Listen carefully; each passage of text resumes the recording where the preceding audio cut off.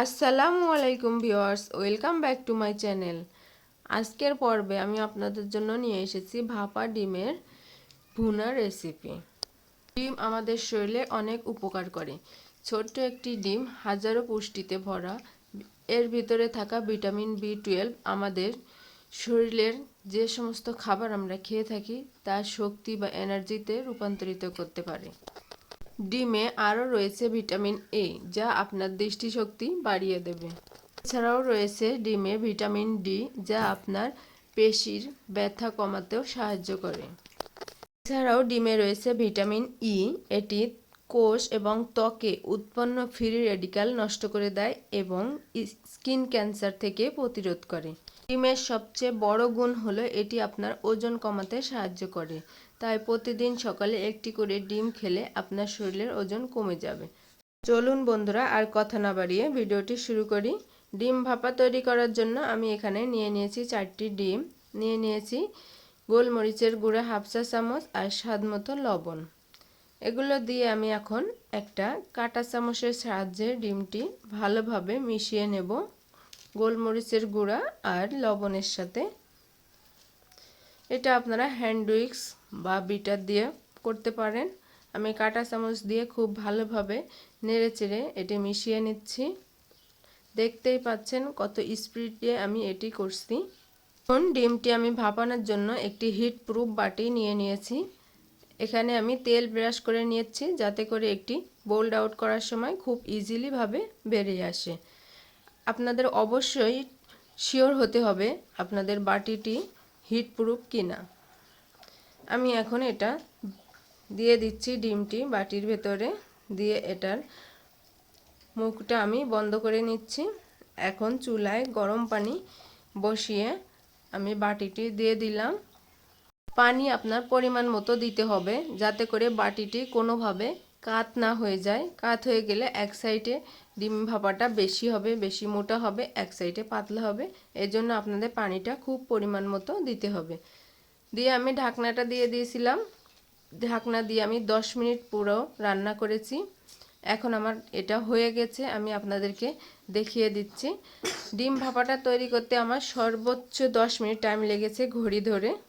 দেখেন, একটি টুথপিক দিয়ে আমি টেস্ট করছি, টুথপিকটা ক্লিয়ার এসেছে, তার মানে আমার ডিম ভাপাটা হয়ে গেছে। এখন এটা চুলা থেকে নামিয়ে ঠান্ডা করে আমি এটা কেটে নিচ্ছি। ছুরি দিয়ে এভাবে আমি স্কোয়ার শেপ দিয়ে কেটে নিব। আপনারা আপনাদের পছন্দের শেপ দিয়ে কেটে নেবেন। আমি কেটে নিয়ে নিয়েছি। দেখেন কত সুন্দরভাবে হয়ে গেছে। এখন এটি রান্না করার পালা। চুলায় প্যান বসিয়ে তেল দিয়ে দিলাম 2 টেবিল চামচ আর দিয়ে দিচ্ছি পেঁয়াজ বাটা 1/3 কাপ। আপনারা এখানে পেঁয়াজ কুচিও দিতে পারেন। পেঁয়াজটি দিয়ে খুব ভালোভাবে এটি আমি কষিয়ে নেব, যাতে এর কাঁচা গন্ধটা চলে যায়।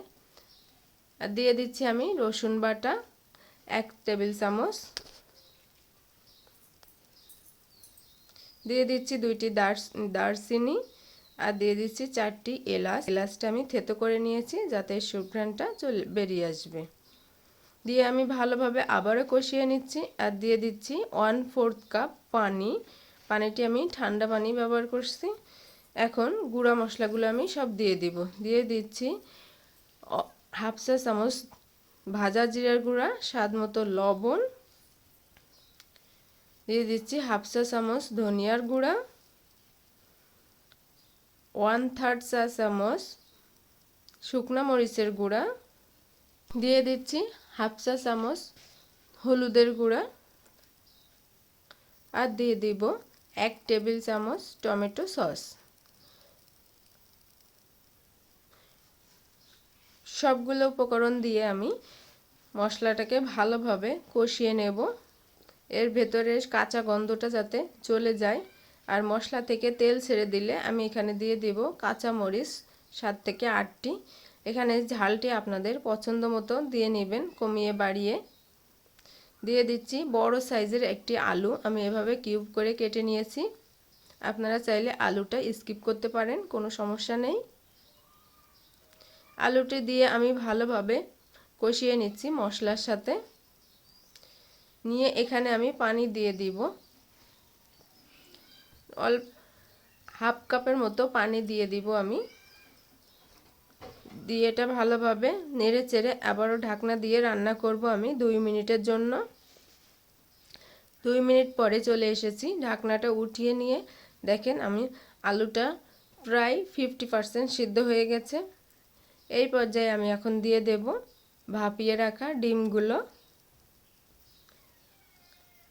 ডিমটা দিয়ে আমি ভালোভাবে এটা আবারও নেড়ে চেড়ে নেব আলু আর মশলার সাথে। ডিমটা আমার কষানো হয়ে গেছে। এখন এখানে আমি দিয়ে দিচ্ছি 1 কাপ পানি। পানিটি আমি নর্মাল পানি নিয়ে নিয়েছি, আপনারা চাইলে গরম পানিও নিয়ে নিতে পারেন। ডিম আর আলু খুব ভালোভাবে পানির সাথে মিশিয়ে নিয়ে এখন আমি ঢাকনা দিয়ে ঢেকে রান্না করব 5 মিনিট।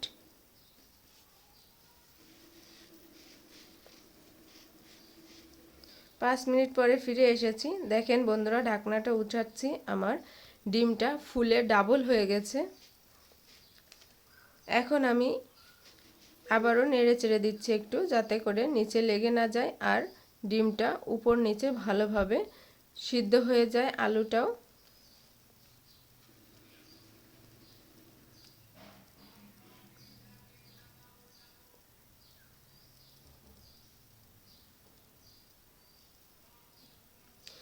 তো ভিউয়ার্স, আমার এই রেসিপিটি ফলো করে আপনারা বাসায় ট্রাই করলে আশা করি হতাশ হবেন না।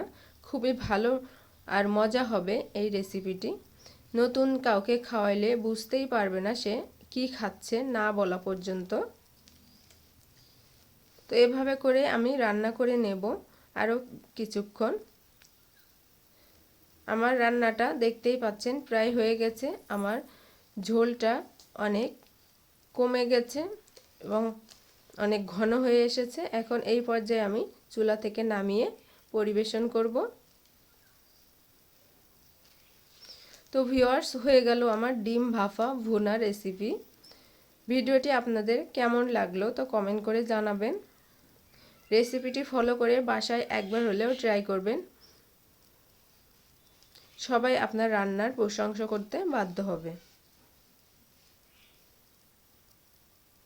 দেখতেই পাচ্ছেন বন্ধুরা, এটি কত লোভনীয় হয়েছে, খেতেও কিন্তু খুবই মজা হয়েছে।